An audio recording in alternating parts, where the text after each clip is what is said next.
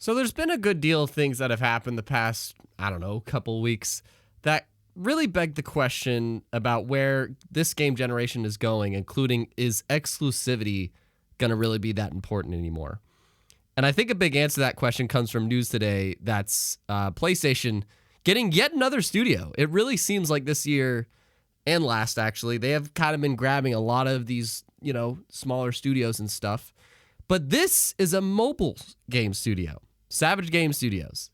PlayStation welcomes to the family. To be added to their now called mobile division. And they are also having a PC division as well that they announced earlier this year.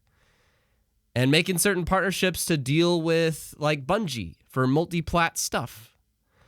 And there's a lot of things that have happened recently that I felt like doing just a very raw discussion about that with you, and would be very curious to see your take, because I did a poll.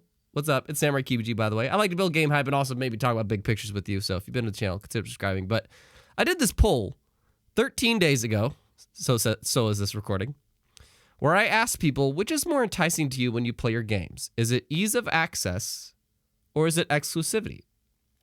And yes, I know, because maybe people from my audience saw this and there might be some they consider this like a Xbox versus PlayStation fanboy shit, which that wasn't really the intent, but I'm sure that potentially influenced some of the votes here. But even if you subtracted and added 20%, we have 86% here saying ease of access and 14% saying exclusivity.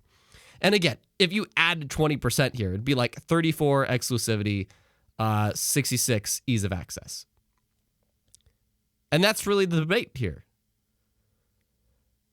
All the moves that have happened the past couple weeks, hell, we've been easing into it the past couple years. Are exclusives really going to matter anymore? And should they matter? I got some friends that they particularly if they had one console, they try to get an Xbox because they know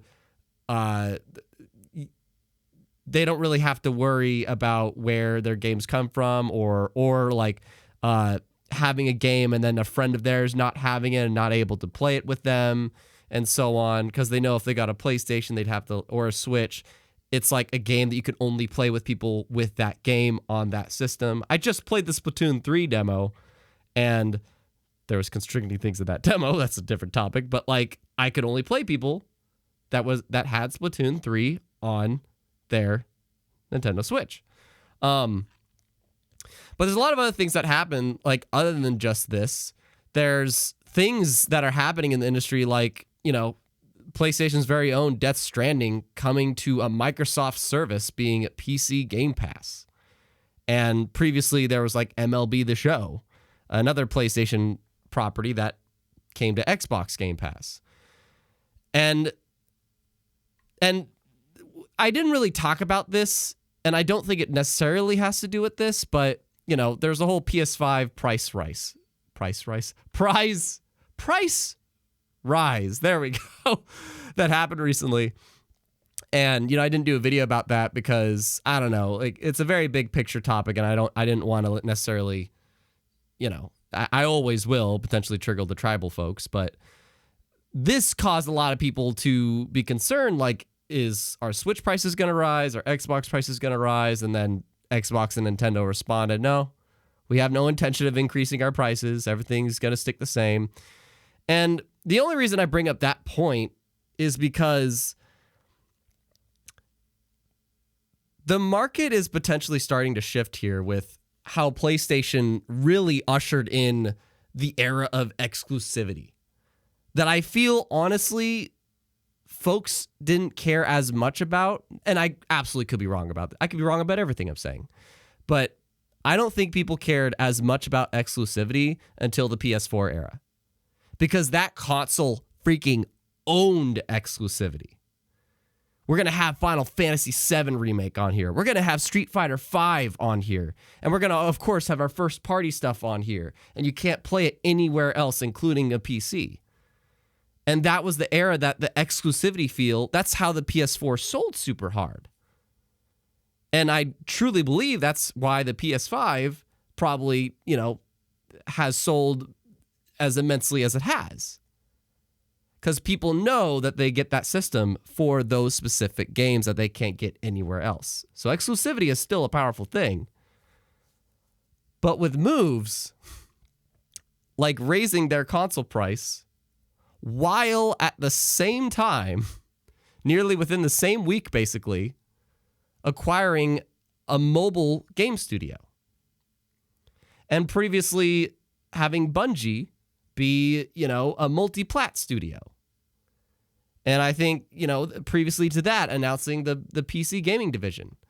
And all the things that Xbox has been doing to push the gaming space forward.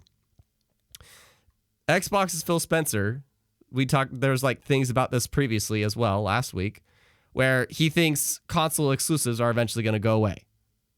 Which obviously he's going to say that because that's the direction Xbox is going. That's the direction that Xbox is pushing things.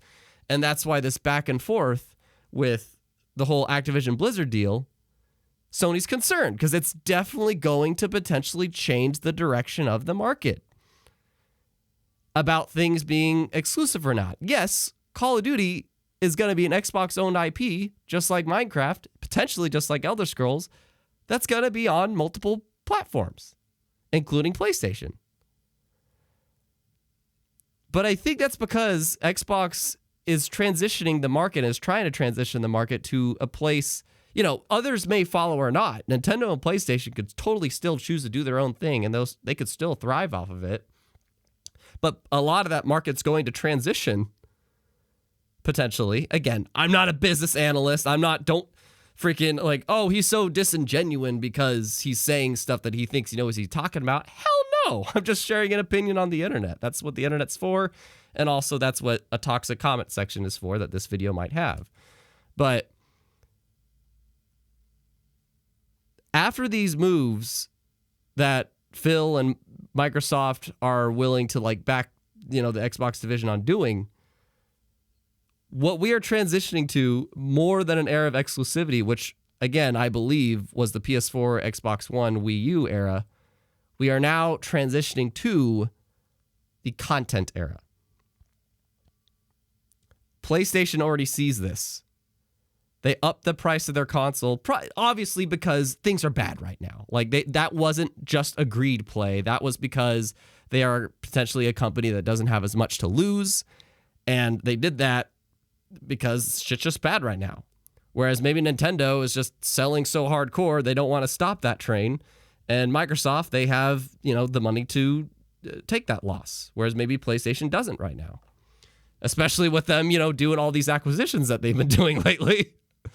That's just a separate topic. But the reason I bring that console price jacking up is maybe because maybe they want people to focus on, just being on the PlayStation platform that they are trying to push to PC and mobile, just as Xbox has been trying to do the past couple years. They're following suit. They really are. And when folks are out there saying stuff like, I don't see why this game's important when it's on both platforms. It's important because that's a first-party studio.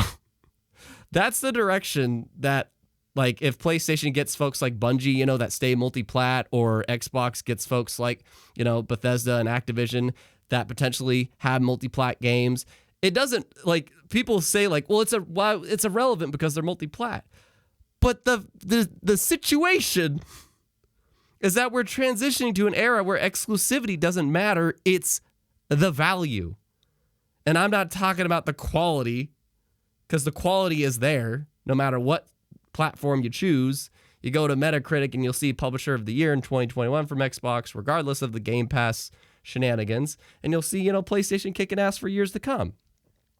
But it's more so going to be about who potentially gives me more bang for my buck. And you're going to come to the choice where COD is $70 on one side, or it's included on your membership on the other side. And all these moves is really telling me that's where the market's going. And It's not going to be an immediate change, but I really think that we're seeing like the beginnings of, by the end of this era, exclusivity is not going to matter as much. It's going to be about who has the potential better deal with that exclusivity. It's definitely going to still be a factor, but this is only 430 people saying ease of access is more important than exclusivity.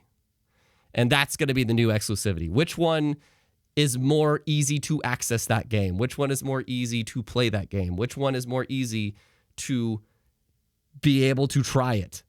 That's going to be the decision factor on where people go. And in the end, you get to just go wherever the hell you want.